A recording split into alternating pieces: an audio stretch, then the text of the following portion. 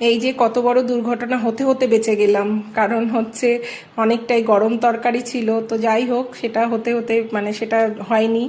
তো এবার তারপরে আজকে আমি অনেকটাই বেলা করে উঠেছি, কারণ শরীরটা ভালো ছিল না, তো সেই কারণে হাজবেন্ড চা করেই বানিয়ে রেখে দিয়েছিল। তো আমি ওই জন্যই চাটা খেয়ে নিলাম, খেয়ে নিয়ে রান্নার দিকে ঢুকেছিলাম।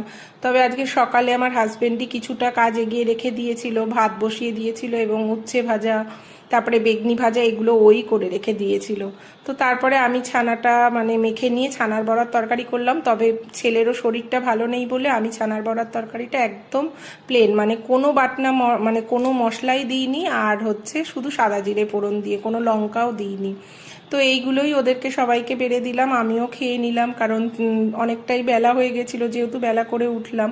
তো এই ছিল আজকের আমার রান্না বান্না। আপনাদের কেমন লাগছে জানাবেন, আর ভালো লাগলে লাইক কমেন্ট শেয়ার করবেন, আর যেভাবে সহযোগিতা করছেন সেভাবেই পাশে থাকবেন সহযোগিতা করে। তো আজকের মতন রাখছি, টাটা। এই যে কত বড় দুর্ঘটনা হতে হতে বেঁচে গেলাম। কারণ হচ্ছে অনেকটাই গরম তরকারি ছিল, তো যাই হোক সেটা হতে হতে সেটা হয়নি। তো এবার তারপরে আজকে আমি অনেকটাই বেলা করে উঠেছি, কারণ শরীরটা ভালো ছিল না, তো সেই কারণে হাজবেন্ড চা করেই বানিয়ে রেখে দিয়েছিল।